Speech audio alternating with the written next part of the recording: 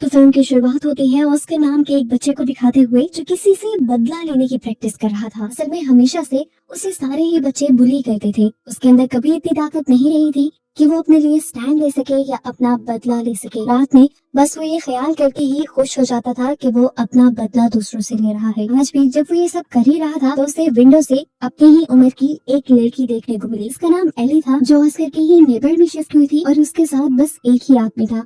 Oscar उनमें ज्यादा interest show नहीं करता और अपना चाकू वो अपने तकिए के नीचे रखते हुए सो जाता है। हम उन नए नेबर्स को देखते हैं। उन्होंने आते ही अपनी विंडोज को कवर करना शुरू कर दिया है। एली के साथ के जो बूढ़ा आदमी था उसका नाम था हाकान। अगले दिन शाम में हम देखते हैं कि हाकान बहुत ही अजीब काम कर रहा था। उसने एक आदमी को पकड़ा हुआ था और रोड की साइड पर जंगलों के बीचों बीच उसे उल्टा लटकाया हुआ था, जिसके बाद वो उसके गले पे कट लगाते हुए उसे जान से मार देता है और उसका खून इकट्ठा करना शुरू कर देता है। इससे पहले कि वो सारा खून इकट्ठा करता या कुछ और करता, यहाँ पर एक डॉग आ गया जिसके पीछे पीछे उसका मालिक भी, और इस तरह हाकान को अपना जुर्म छुपाने के लिए यहाँ से भागना पड़ा। यहीं पर ऑस्कर भी आज घर से बाहर निकलकर किसी से बदला लेने की प्रैक्टिस कर रहा था, अपने चाकू से दरख्त पर वार करते हुए। तभी उसे एली देख लेती है। ऑस्कर पीछे मुड़कर उसे देखता है तो बिना ही ऑस्कर के कुछ बोले एली कह देती है कि मैं तुम्हारी दोस्त नहीं बन सकती। ऑस्कर को अजीब लगा कि अभी तो मैंने कोई बात भी नहीं की थी। ऑस्कर ने फिलहाल ये नोट किया था कि इस लड़की ने बहुत थोड़े कपड़े पहने हुए थे, हालांकि अभी बर्फबारी हो रही थी। एली अब अपने घर चली जाती है और घर जाते ही वो हाकान को डांटती है क्योंकि हाकान खून नहीं लेकर आया था। अगले दिन हम देखते हैं कि पूरे टाउन में उस लड़के की मर्डर की खबर फैल गई थी जिसे हाकान ने मारा था। ऑस्कर की मॉम भी बहुत ज्यादा डरी हुई थी। वो ऑस्कर से कहती है कि तुम भी जल्दी घर आ जाना, लेकिन ऑस्कर बिल्कुल भी डरा हुआ नहीं था।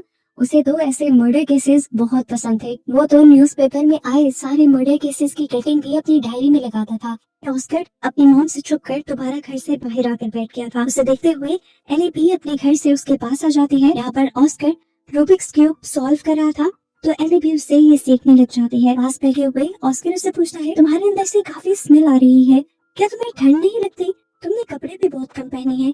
एली उसे नहीं में जवाब देती है और ऑस्कर अब उसे अपना रूबिक्स क्यूब लेकर अपने घर चला जाता है। और उसके पीछे जाने पर हम देखते हैं कि एली का चेहरा थोड़ा बूढ़ा बूढ़ा लग रहा था और उसके अंदाज से ऐसा भी लग रहा था कि जैसे उसे बहुत ज्यादा भूख लग रही हो। सीन कट होकर हमें रोड पे एक कपल को दिखाया जाता है। ऊपर ब्रिज पर इनका दोस्त भी था जो इन्हें हाथ हिलाकर बाय कह रहा था। यहाँ पे एक आदमी से एक बच्ची हेल्प मांगती है और जैसे ही वो बच्चे के पास जाता है तो बच्ची झपट कर उसकी गोद में चढ़ जाती है और एकदम से उसकी गर्दन पर हमला कर देती है। हम देखते हैं ये एली थी जिसने इस आदमी के ऊपर हमला करके अब इसका खून चूसना शुरू कर दिया था और ये सब ऊपर से इस आदमी के दोस्त ने भी देखा था। एली की इस हरकत से ये तो यहाँ फाइनली रिवील हो ही गया कि एली एक वैम्पायर है और हाकान जो उस दिन किसी का मर्डर करके खून जमा कर रहा था वो भी एली के लिए ही कर रहा था। वो जब घर आई तो हाकान उससे बहुत ज्यादा डांटने लग जाता है और इनकी बहस को कमरे की दूसरी तरफ से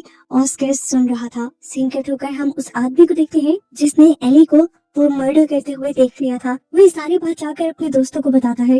पहले तो कोई इस पे यकीन नहीं करता, लेकिन वो किसी तरह उनको मनाकर मर्डर साइट पे ले आता है। लेकिन यहाँ पर उन्हें खून के अलावा कुछ नहीं मिला क्योंकि हाकान ने उस लाश को नदी में फेंक दिया था एली को बचाने के लिए। सुबह हो जाती है, ऑस्कर स्कूल जाने लगता है और वो एली की खिड़की की तरफ देखता है। उसे एली के साथ एक किस्म की अटैचमेंट हो गई थी, लेकिन इस टाइम उसे एली बाहर नहीं दिखती। रात में जब वो वापस आता है तो देखता है कि उससे पहले ही एली उसका इंतजार कर रही थी। एक दूसरे के नाम एक दूसरे को बताती है और अपनी अपनी एज बताती है। एली को अपनी एज बताते हुए सोचना पड़ा क्योंकि वो काफी सालों से इस दुनिया में रह रही थी, लेकिन फिलहाल अपने जिस्म के मुताबिक उसने अपनी एज 12 साल बताई। स्कूल में ऑस्कर मोर्स कोड के नोट्स बनाता है ताकि इसके जरिए एली और ऑस्कर अपने अपने घर में रहकर भी एक दूसरे से बात कर पाए क्योंकि उनके कमरों की दीवारें जुड़ी हुई हैं। रात में जब वो घर आ रहा था तो उसके स्कूल के बुली लड़के उसे रोक लेते हैं और बुली करने लग जाते हैं। एक लड़के ने तो प्लेट से उसके मुंह पे कट पे लगा दिया, लेकिन उसने कोई रिएक्शन नहीं दिया जिससे वो लड़के ही डर गए।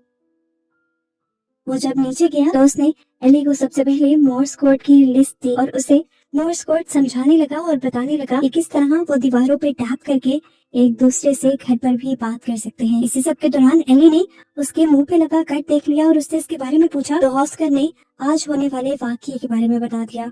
अब एली उससे कहती है, अगली मर्तबा वो लड़के तुम्हें तंग करे तो तुम उनका डट के सामना करना और अगर कुछ हुआ तो मैं संभाल लूंगी। ऑस्कर ने कहा वो 3 है। एली ने कहा तुम तीनों को मारना और ज्यादा जोर से मारना। इनको इस तरह फ्रैंक होते ऊपर से हाकान देख रहा था और उसके मुंह से साफ जाहिर था कि वो टेंशन में है। रात में ऑस्कर एली के लिए एक कुकी लेकर आया था। एली ये खा नहीं सकती थी, लेकिन ऑस्कर को दिखाने के लिए उसने खा लिया और उसे फौरन ही वॉमिट हो गई। यहाँ पर ऑस्कर ने जल्दी से एली को गले लगाया क्योंकि उसे घर वापस जाना था। वो कुछ दिनों के लिए अपने डैड के घर जा रहा था। एली ने यहाँ पर उससे अजीब सवाल पूछा कि अगर मैं लड़की ना हुई तो क्या तुम तब भी मुझे इतना पसंद करोगे? उसके बाद ऑस्कर ना समझते हुए उसे कोई जवाब नहीं देता। एली ने घर जाते ही हाकान को बताया कि उसे बहुत ज्यादा भूख लगी है। उसकी भूख का इलाज ढूंढने वो एक बास्केटबॉल कैंप में चला गया जहाँ बहुत सारे बच्चे थे। वो वॉशरूम में गया तो वहाँ एक लड़का था जिसे हाकान ने जल्दी से पकड़कर उल्टा लटका लिया। वो जोर से चिल्ला देता है। उसके दोस्त अंदर आ जाते हैं। अब ये लड़के हाकान को पहचान न लेते, इसीलिए डरकर हाकान अपने ही मुंह पे वॉशरूम में पड़ा हुआ एसिड डाल देता है और हाकान को फौरन हॉस्पिटल पहुंचा दिया जाता है। एली को भी वैम्पायर्स वाली अच्छी हियरिंग सेंस से पता चलता है कि हाकान अब हॉस्पिटल में पहुंच चुका है। उसे मिलने के लिए हॉस्पिटल पहुंच जाती है। एली की भूख बहुत ज्यादा थी तो एली को जिंदा रखने के लिए यहाँ पर हाकान ने अपना सेक्रीफाइस दे दिया। उसने अपने आप को एली के आगे कर दिया और एली ने उसकी गर्दन पे काटते हुए उसका सारा खून चूस लिया। जिसके बाद हाकान विंडो से नीचे गिर गया ताकि सबको ऐसा ही लगे कि ये सिर्फ एक एक्सीडेंट है। इसके बाद एली ऑस्कर के घर आई। वो ऑस्कर के साथ लेट गई। इस मरतबा दोबारा ऑस्कर उससे पूछता है क्या तुम मेरी दोस्त बनोगी? तो एली ने इस मरतबा भी यही जवाब दिया कि मैं लड़की नहीं हूँ। ऑस्कर भी फिलहाल सो गया। सुबह जब उठा तो वो बहुत ज्यादा एक्साइटेड था, वो एली के साथ खेलेगा, लेकिन एली यहाँ नहीं थी। वो एक नोट छोड़कर गई थी जिसमें लिखा था कि या तो मैं यहाँ रहकर मर सकती हूँ या यहाँ से जाकर जिंदा रह सकती। ऑस्कर आज स्कूल के फील्ड ट्रिप पर जाता है। दोबारा वो बुरे लड़के उसे बुली करने के लिए आ जाते हैं। इस मरतबा ऑस्कर के अंदर काफी हिम्मत आई हुई थी। वो कहता है कि अगर तुमने मुझे मारा तो मैं तुम्हें भी मारूंगा। लड़के हंसने लगे उसका पहली मरतबा ऐसा रिएक्शन देखकर। उन्होंने ऑस्कर पर एतबार नहीं किया। एक लड़के ने ऑस्कर को थप्पड़ मारा तो ऑस्कर ने भी अपने हाथ में पकड़ी हुई स्टिक उसके सर में मार दी। इसी ट्रिप में 2 बच्चों को उस आदमी की लाश भी मिल जाती है जिसे इलाई ने मारा था और ये मर्डर छुपाने के लिए हाकान ने उस लाश को नदी में फेंक दिया था। सर्दी की वजह से ये नदी फ्रीज हो चुकी थी। उसकी लाश ज्यादा दूर नहीं जा पाई और इन बच्चों को मिल गई और उसकी अजीब मौत की खबर सनसनी की तरह पूरे शहर में फैल गई। शाम में वो दोबारा एली के पास जाता है और खुशी से अपनी बहादुरी के किस्से सुनाता है। बातों ही बातों में ऑस्कर ने अपना हाथ भी काट लिया। वो खून से अपनी वफादारी दिखाते हुए एली से दोस्ती के लिए पूछने वाला था, लेकिन एली तो उसके खून पे टूट पड़ी। अजीब सी हो गई वो और उसने यहाँ ऑस्कर से कहा कि तुम भाग जाओ। ऑस्कर नहीं भागा तो वो खुद भाग गई। वो जानती थी कई दिन की भूखी थी वो, अब बिना खून पिए वो जिंदा ना रह पाती। आकर वो एक दरख्त पे चढ़कर बैठ गई कि अब कोई भी यहाँ से गुजरेगा तो वो उसका शिकार कर लेगी। जबकि अब हमें उस आदमी को दिखाया गया जिसने एली को पहले देखा था अपने दोस्त के ऊपर हमला करते हुए। वो भी बाहर में ही बैठा हुआ था कि उसकी भाई उसे मनाने के लिए आई। वो उसे घर चलने को कहती है, लेकिन ये आदमी गुस्सा कर देता है और नाराज होकर उसकी वाइफ बाहर निकल जाती है। उसका भाई निकलना ही था कि एकदम से एली ने दरख्त से जंप करते हुए उसके ऊपर झपट कर उसका खून पीना शुरू कर दिया। शुक्र था कि पीछे से इस लड़की का दोस्त निकल आया था जिसने एली को पाँव मारते हुए अपनी दोस्त से दूर किया और इस तरह उसकी जान बच गई। एली यहाँ से भाग जाती है और ये लड़का अपनी फ्रेंड को घर पहुंचा देता है। सुबह होने पर उसने जैसे ही विंडो खोली तो धूप उसके बॉडी को दर्द देने लगी। यहाँ हम देखते हैं कि ऑस्कर का भी एली के बगैर दिल नहीं लग रहा था। अपने डैड के घर होने की वजह से वो हर रात उससे मिल नहीं पा रहा था, इसलिए वो भागकर अपने मॉम के घर आ गया। अब वो लड़की जिसपे एली ने हमला किया था, वर्जीनिया, हम देखते हैं कि वो भी वैम्पायर बन चुकी है क्योंकि उसे भी खून की भूख लग रही है और वो अपनी इस क्रेविंग को समझ भी नहीं पा रही थी।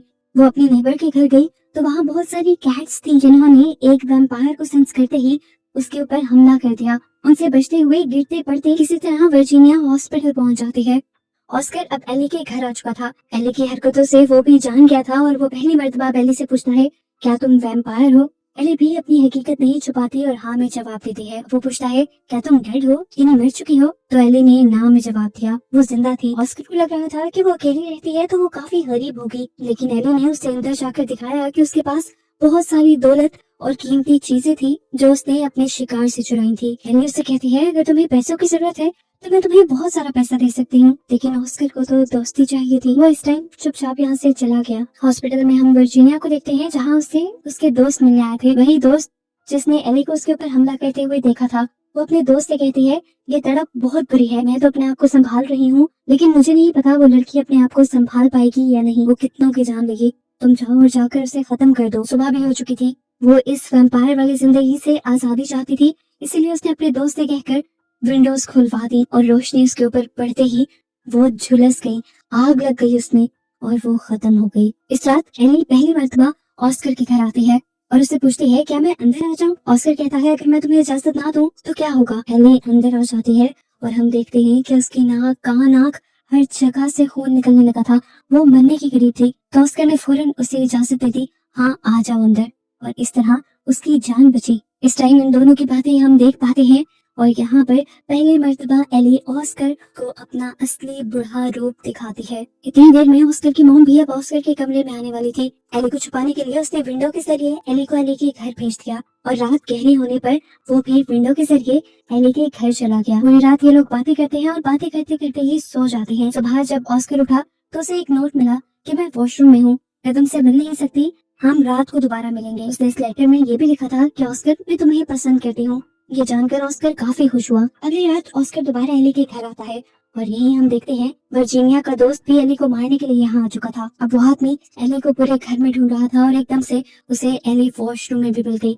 ऑस्कर ने उसे अंदर आता देख लिया था इससे पहले कि ये आदमी एली को कोई नुकसान पहुंचाता। ऑस्कर उसे चाकू दिखाते हुए रोक देता है।